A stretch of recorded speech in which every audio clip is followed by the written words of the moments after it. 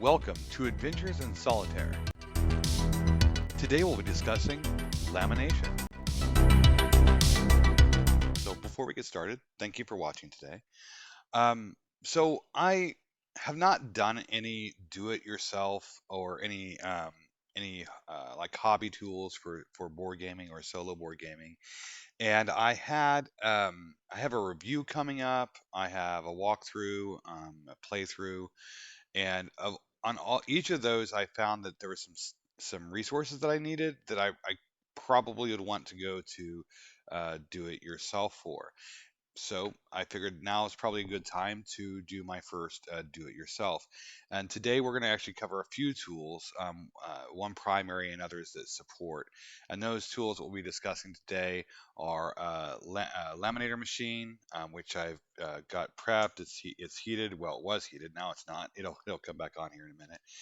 And a cutting board and a corner rounder. And so I kind of wanted to talk about why these are important. I think we all probably know what a laminator is, what a cutting board is, and probably most of us know what a corner cutter is. But if you are like me, then there was a point where I knew about laminators, but I just really didn't appreciate what they could do. And so my goal today is to impress upon you the need, not the desire or the want, but the need. It's just, I guess it's not technically, but I'd like to make it feel that way, to have this in your collection. It has added so much value, and I think the laminator itself is like 22, I think, and then the sheets for the laminator to get a pack, I think it's a 100 pack, is like $14. So 14 plus 22, we're looking at what there.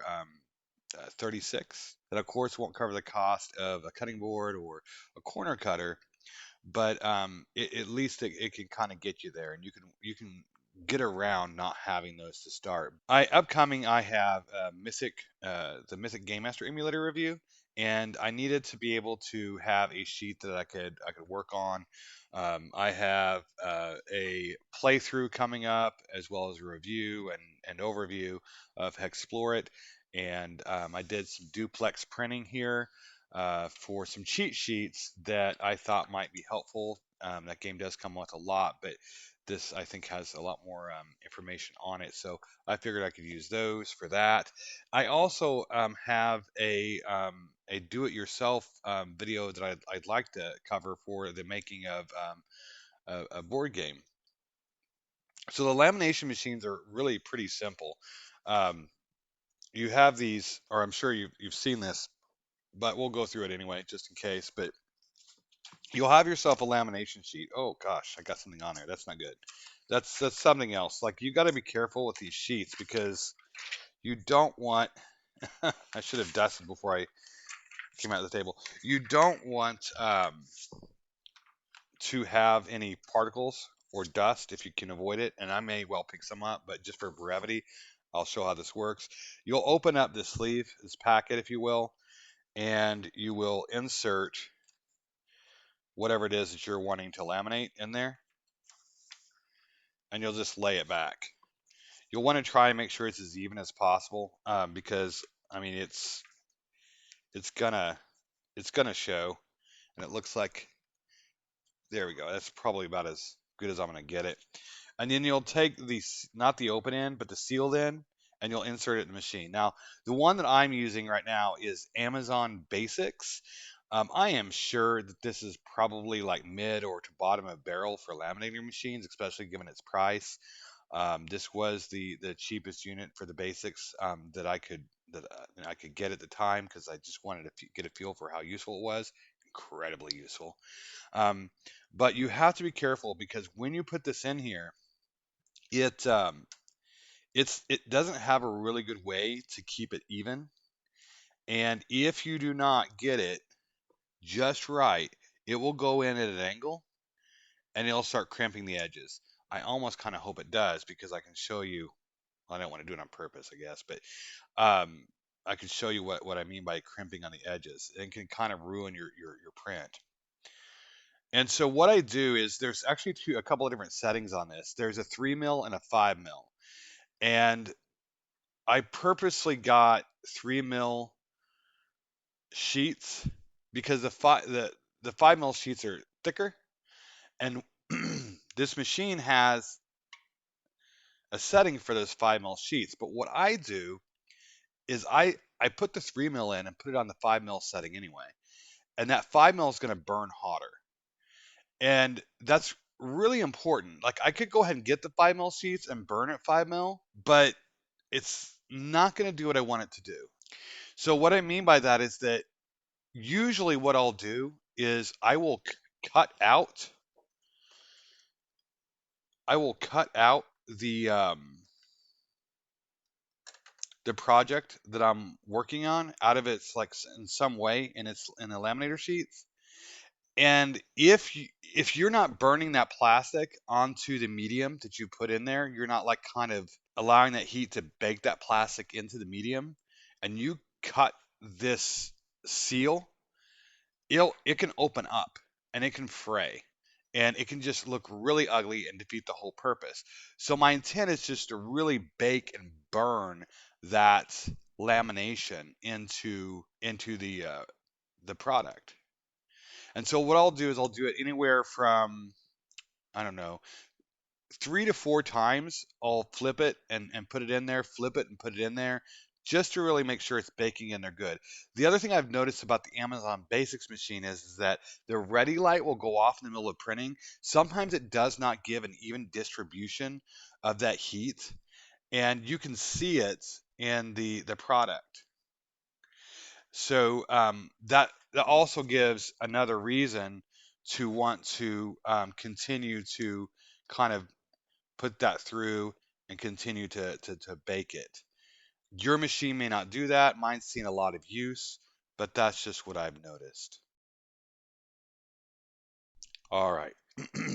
The only other thing about this is that it does kind of warp a little bit due to the heat, but these are really flexible. But once you're done, I mean, you have a really nice piece of work that's just going to last you. I don't know that this is ever going to be like something that would not that would break down on you, that would give in due to wear. And this is something that you can put into one of your board games. So this is the Explore It summary, and you can put this into your board game, and it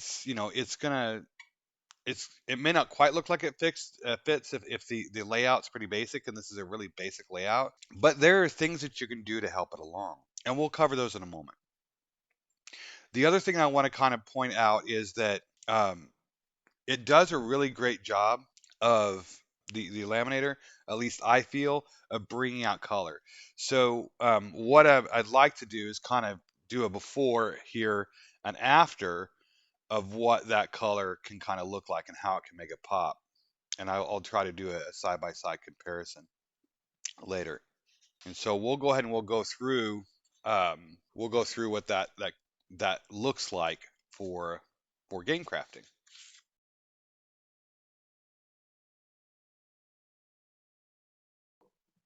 Now, on this one, I put it out at a slight angle, and normally when I'm doing this, I'll actually be right on top of it, and I can get the alignment good. I rarely have this problem. Like I would say it's one out of maybe 50 prints. Sorry, prints. It's one out of maybe 50 uh, lamination runs that I actually run into this. But let's see if we can hold this up here. But you can see kind of, if the lighting's right here, you can see kind of where it's caused an indentation across here. Um, you can see it there as well. And I can still run this through. And thankfully on this project, it won't matter because I'm actually going to cut these pieces out and I'll actually show you how that works. But, um, and just how awesome this lamination could be for these pieces. But, um, if this were a full printed sheet, like for example, for this one here that we had done, could be a real problem. It would look real kind of crappy. So we don't want that. But I'm going to go ahead and continue to run this through a few more times because I really need to make sure that bakes because we will be cutting it out, and I don't want the both sides of this lamination popping off because there's no support around the edges. So I'm going to go ahead and bake that a couple more times.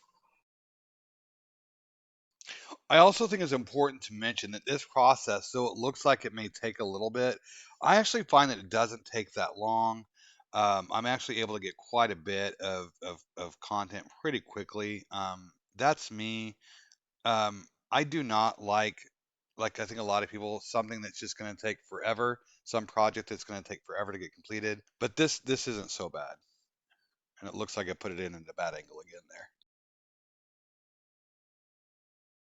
Yeah, I'm doing really bad this time. This is not how it normally goes. Normally, like I said, I am right on top of this unit and I am square and center and I align it up pretty good, but this definitely will give a good example of what can go wrong if you're not careful.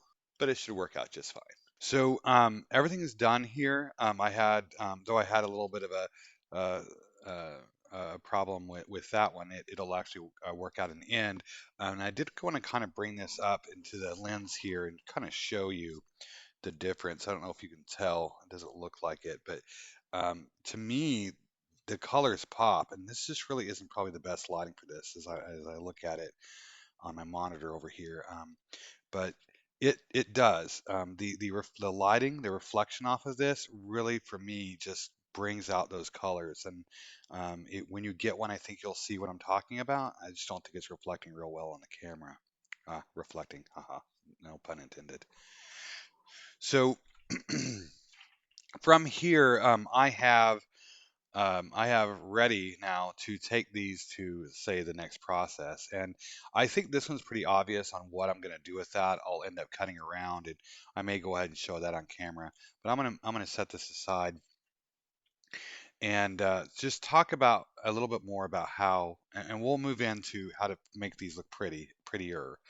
But I want to talk a little bit more about the things that you can do with this laminator that we might not think about otherwise. So beyond just providing additional resources for that can go inside your board games and look semi-professional, you can do other things as well. You can prototype. And so there was a board game that I had been working on. My printer was on the fritz, and so I ended up stopping. And of course, now I'm running the channel, and so I don't have as much time. But I had what would be the equivalent of an early alpha that was playable, a kind of a card game slash board game. And I made a deck that I could work with, and these are just some of the prototype cards that I came out with. And these are incredibly resilient. They're shuffleable. They just they work out just really well. I say shuffleable, and they're not shuffling the way I like them to, but um, these are incredibly flexible. I do not need sleeves for these. And as long as I've got everything done in a way that I like, these are presentable as a playable prototype. Absolutely, as far as I'm concerned, playable. To give out, to distribute as a playable prototype. And from what I have, the research that I've done, outside of having spending the money to have a printing company do this for you, this is an incredibly cheap, inexpensive, and very quick turnaround to get that product out for prototyping. And I mean, these are really good, flexible, like it's it's great. It just worked great. I was totally impressed with the turnout for that. By the way, I would not expect to probably ever see anything of this. It would be great if it did. I think a lot of us have ideas. Sometimes they turn out, sometimes they don't. But this will always be in the back of my mind, and we'll see where it goes. I do have a full manual. Well, I would say full manual. I have a manual that's printed out and everything. I spent quite a bit of time on, but yeah, so we'll just put this way in the back burner there. So up next is this.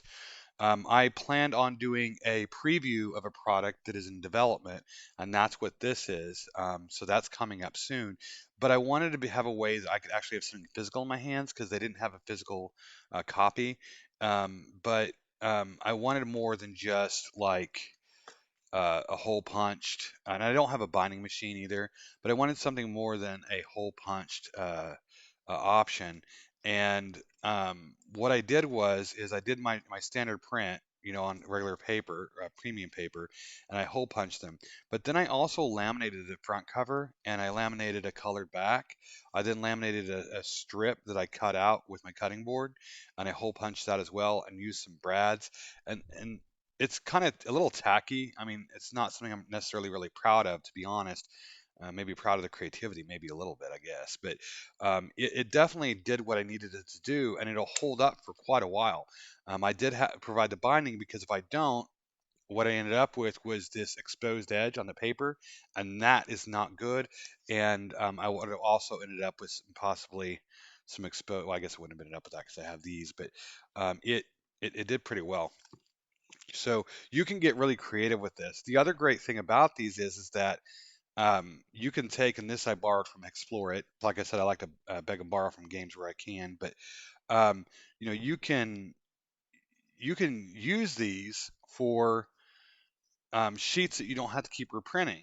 You can just fill out whatever you need to fill out, do whatever you need to do there, and then when you're done, you can get rid of that dry erase. These are not, I don't know that I would call them waterproof, but they're certainly water resistant, and these are highly reusable. So they'll save you on paper, and time and money. So just a really great reusable resource as well. So something else to think about. So let's go ahead and let's move on to how we can make these things look a little bit better. And so I think what I'll probably do is I'll start out with this one here. This is probably the most obvious one for me because it looks to me to be the most professional.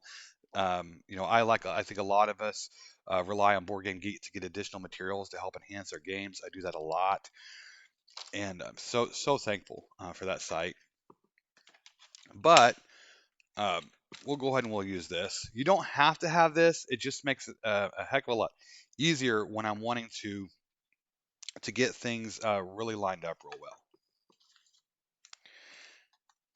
And so on this, it has, and I'm sure some of you have used these before, but I'm just going to go over it anyway. And I'm going to cut into a little bit of the white on the actual cardboard itself. Um, Not the cardboard, sorry, but the cardstock itself. And see, this isn't a perfect alignment, so I'm going to have to try and get this. I think what I'll do is actually go this way first. But I'll cut off some of the white itself just to make sure I've got a good thing there. And it'll also kind of show off that binding. If assuming that it's bonded, sorry, binding, that bonding, hopefully it bonded well through that heating process, and we'll see that here. All right, now here we go. We've finished this here, and as you can see, let me just get this up to the camera. These corners are sharp, right? And that's going to be a problem. I mean, besides it just not looking really professional, and looking pretty obviously handmade, um, that's going to start to bend and fray over time. That's not such a great thing. So this is where additional tools come in handy. And so that's where the corner cutter is going to come into play. This particular quarter cutter has various shapes various sizes. And I'm trying to think about which one I want to go with. I think I'm going to go with a medium on this one. And what you do is it literally has a notch, a 90-degree notch that you can just fit it in there. And you're just going to press down. Now, take a look at this, right? Take a look at this. That is a huge difference. So we have these really hard edges, and I'll go ahead and I'll continue rounding this off here. So just a moment. And as you can see, I mean, this thing just plows through, and you are really left with something that looks really nice. It looks like it's meant to be with a product. In this particular example, if I wanted to have a binder for my solo role playing, or not I could go ahead and I could 3-hole punch, just click, and that punch will punch through there, and I can put it in a binder for my role playing adventure that I'm running. So and it's reusable, right? It's completely reusable. So I think the thing that I really want to impress is that the lamination tool, especially with these other assets here, um, they it's incredibly useful. It's something I don't want to be without in my board gaming hobby, in my solo role playing hobby. It's obviously going to be useful in other ways around the home. And for $22, of course, without the sheets, you won't get the sheets with $22. Actually, I think it does actually come with a few like like everything comes with like a few sheets of something. But the $22 and is a really low price of entry, and if you've got a small to moderate sized board game collection that you go back to, then it's I would say it's worth it, especially if you plan on expanding on that collection. Just a really awesome tool, an awesome resource that I just recommend to everybody. There are other ways to get prototyping done. I've looked at those. They tend to be pretty intensive.